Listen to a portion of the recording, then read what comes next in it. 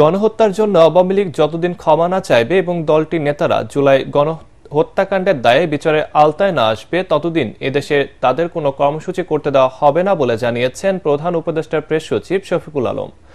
রাজধানীতে সংবাদ সম্মেলনে তিনি বলেন, ফেব্রুয়ারির মাঝামাঝি সংস্কার কমিশন তাদের রিপোর্ট দিলে জাতীয় নির্বাচনের দিনক্ষণ নির্ধারণ করা সম্ভব হবে। বিস্তারিত জানাচ্ছেন সৈয়দ রিয়াজ।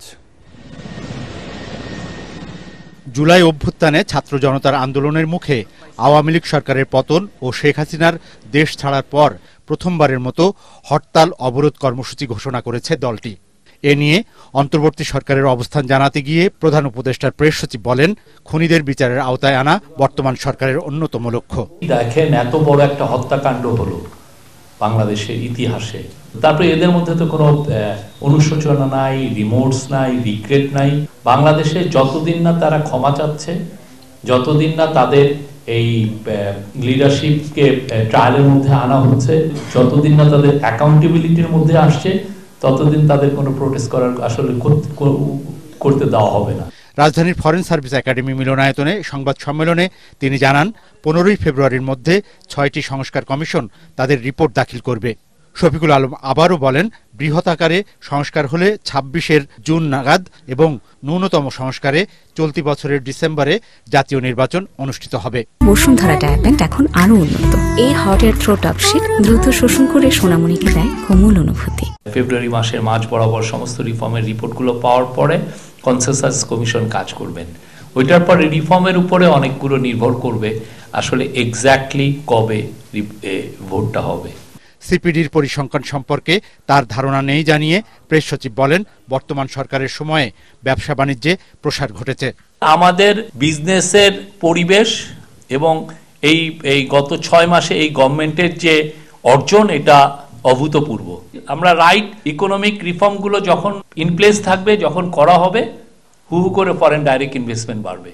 এটা এই গভর্নমেন্টের কমিটমেন্ট। সাংবাদিকদের নতুন অ্যাক্রিডিটেশন কার্ড দেওয়ার বিষয়টি 1.5 সপ্তাহের মধ্যে সমাধান হবে জানিয়ে deputy press secretary Azad Majumdar বলেন, প্রত্যেক প্রতিষ্ঠানে নিয়োগকৃত কর্মীদের 30%কে কার্ডের আওতায় আনা হবে।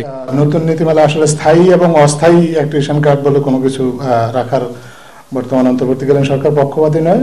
সৈয়দ রিয়াজ, এটিএন বাংলা, ঢাকা। দেশবিরোধী সব চক্রান্ত রুখে দিতে ফ্যাসিবাদ বিরোধী রাজনৈতিক দলগুলোকে ঐক্যবদ্ধ থাকার আহ্বান জানিয়েছেন বিএনপির ভারপ্রাপ্ত চেয়ারম্যান তারেক রহমান। খুলনা বিভাগের 3 জেলায় রাষ্ট্র কাঠামো মেরামতের 31 দফা ও জনসম্পৃক্তি শীর্ষক কর্মশালায় ভার্চুয়ালি বক্তব্যে তিনি বলেন, বাংলাদেশের মানুষ বিশ্বাস করে বিএনপির নেতৃত্বেই আগামী দিনে ভালো কিছু হবে, তাই জনগণের সেই বিশ্বাস রক্ষা করতে হবে। কামরুজ্জামান রাজীবের রিপোর্ট। রাষ্ট্র সংস্কারে বিএনপির পরিকল্পনা ও প্রতিশ্রুতি সাধারণ মানুষের কাছে পৌঁছে দিতে জেলা পর্যায়ে ধারাবাহিক কর্মশালার আয়োজন করছে বিএনপি। রাষ্ট্র কাঠামো মেরামতের 31 দফা ও জনসম্পৃক্তি শীর্ষক কর্মশালায় খুলনা বিভাগের যশোর, ঝিনাইদহ ও নড়াইল জেলা বিএনপি ও অঙ্গ সংগঠনের নেতাকর্মীরা অংশ নেন। এতে ভার্চুয়ালি যুক্ত হয়ে নেতাকর্মীদের বিভিন্ন প্রশ্নের জবাব দেন বিএনপির ভারপ্রাপ্ত চেয়ারম্যান তারেক রহমান। পরে বক্তব্য রাখতে গিয়ে তারেক রহমান বলেন, মানুষের অধিকার প্রতিষ্ঠায় বিএনপি নেতাকর্মীরা গেল 15 বছর অবর্ণনীয় অত্যাচার, নির্যাতন সহ্য করেছে। বিএনপির বিরুদ্ধে বিভিন্ন মহল অপপ্রচার চালাচ্ছে অভিযোগ করে তিনি বলেন, এখন নেতাকর্মীদের সবচেয়ে বড় দায়িত্ব মানুষের আস্থা ও বিশ্বাস ধরে রাখা। জনগণের একটি বিশাল অংশ, বিপুল অংশ বিশ্বাস করে যে সামনের দিনে যদি ভালো কিছু হয়, ভালো কিছু পারে করা সম্ভব হয়, সেটি বিএনপির নেতৃত্বেই হবে। দেশের সংকটকালীন মুহূর্তে বিএনপি এসে দাঁড়িয়েছে। দেশের মানুষ বিএনপির উপরে আস্থা রেখেছে।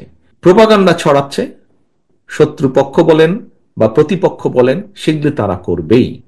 দেশের ভিতরে বাইরে সেটি তারা করবে, আমরা সেটিকে ফেস করব। কিন্তু সবচেয়ে ইম্পর্টেন্ট বিষয় হচ্ছে, ওই যেই মানুষগুলো, কিছু কিছু মানুষ জিজ্ঞেস করছেন যে সত্যিই তোমরা করবা তো, এটি একটি আস্থার বিষয়। সামনের পথ মোটেও মসৃণ নয় উল্লেখ করে তারেক রহমান বলেন, পতিত স্বৈরাচার যেভাবে দেশকে ধ্বংসের মুখে ফেলে দিয়ে পালিয়ে গেছে, সেই ধ্বংসস্তূপ থেকে দেশ গঠনে সবাইকে ঐক্যবদ্ধ থাকতে হবে। রাষ্ট্রের প্রত্যেকটি প্রতিষ্ঠানকে ভেঙে চুরে ধ্বংস করে দিয়েছে। কাজেই যারাই দায়িত্ব পাক আগামী দিনে, সেই দলটির বা যারা দায়িত্ব পাবে তাদের অত্যন্ত কষ্ট হবে।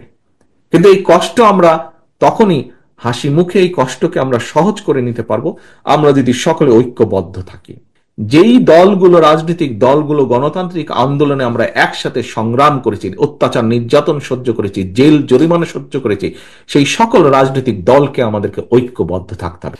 ৩১ দফা বাস্তবায়নই হবে অগণতান্ত্রিক শক্তির বিরুদ্ধে বিএনপির প্রতিশোধ বলেও জানান তারেক রহমান।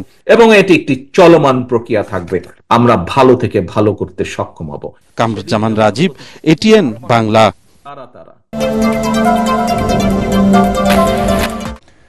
নয়াদিল্লিতে আসন্ন বিজেপি বিএসএফ বৈঠকে ভারতের সাথে অসম চুক্তি নিয়ে আলোচনা হবে বলে জানিয়েছেন স্বরাষ্ট্র উপদেষ্টা জাহাঙ্গীর আলম চৌধুরী। সীমান্তে চলমান অস্থিরতা, ন্যায্য পানি বন্টন এবং সীমান্ত হত্যা বন্ধ সহ বিভিন্ন বিষয় উত্থাপন করবে বাংলাদেশ। আলোচনার মাধ্যমে সব সমস্যা সমাধানের আশা করেন তিনি। হুঁশিয়ারি দেন কারো বিষয়ে ছাড় না দেওয়ার। ফজলে রাব্বির রিপোর্ট। আগামী 17 থেকে 20 ফেব্রুয়ারি বাংলাদেশ ও ভারতের মধ্যে 55তম বিজিবি বিএসএফ সীমান্ত সম্মেলন অনুষ্ঠিত হবে। নয়াদিল্লিতে অনুষ্ঠিতব্য এবারের বৈঠককে বিশেষ গুরুত্ব দিচ্ছে বাংলাদেশ। এতে কোন কোন বিষয় উত্থাপন করা হবে তা ঠিক করতে বৈঠকে বসে স্বরাষ্ট্র মন্ত্রণালয়। বৈঠক শেষে স্বরাষ্ট্র উপদেষ্টা বলেন, ভারতীয় গণমাধ্যমে মিথ্যা তথ্য প্রচার বন্ধ, অভিন্ন নদীর পানি চুক্তি অনুযায়ী বন্টন করা, সীমান্তে কাঁটাতারের বেড়া নির্মাণ সহ বিভিন্ন বিষয়ে এবার আলোচনায় গুরুত্ব পাবে। উপদেষ্টা বলেন, আলোচনার মাধ্যমে ভারতের সাথে ভালো সম্পর্ক তৈরি করাই হবে এবারের সীমান্ত সম্মেলনে বাংলাদেশের প্রধান লক্ষ্য। কার দিয়ে কিন্তু আস্থা বৃদ্ধি হয় না, আলোচনার মাধ্যমে একজন আরেকজনের একটা কনফিডেন্স বিল্ড হয়, যে একজনের সাথে আলোচনা করেও কিন্তু আস্থা হয়। আমি কি বলি যে 100% সমস্যার সমাধান করে আসতে পারবো, তা তো না। কিছু সমস্যার সমাধান হবে, কিছু আবার হয়তো নেক্সট মিটিং এ সমাধান হবে, এইভাবেই আস্থা বৃদ্ধি পাবে। উপদেষ্টা আরো বলেন, ভারতের সাথে বাংলাদেশের সীমান্ত নিয়ে অসম চুক্তিগুলো সংশোধনের বিষয়ে আলোচনা করা হবে। এবার দহগ্রাম আঙ্গার পোতায় জিরো লাইনের দিক দিয়ে আপনি করতে পারবেন, কি বলে ফেন্স করতে পারবেন, আপনি পারমিশন দিয়ে দিচ্ছেন, বাংলাদেশ গভর্নমেন্টই পারমিশন দিচ্ছে। ওই পরিবর্তে তারা বলছে যে 3 বিঘা করিডোরটা আমরা 24 ঘন্টা ইউজ করতে পারবো, কিন্তু এই 3 বিঘা করিডোরের জন্য কিন্তু আমরা বেরুবাড়ি বহু আগেই দিয়ে দিচ্ছি। বিজিবি মহাপরিচালক বলেন, কোনো বিষয়ে ছাড় দেবে না বাংলাদেশ। এই চাঁপাইনবাবগঞ্জ আঙ্গরপোতা দহগ্রামের one of the main agenda, border killing one of the main agenda, অন্যান্য রিভার ডিসপিউট যেগুলো ওরা এখন ডিমার্কেশন করছে না, ওগুলো মেইন এজেন্ডা। মোট কথা আমরা ওই যেটা বললেন, কোনো ছাড়।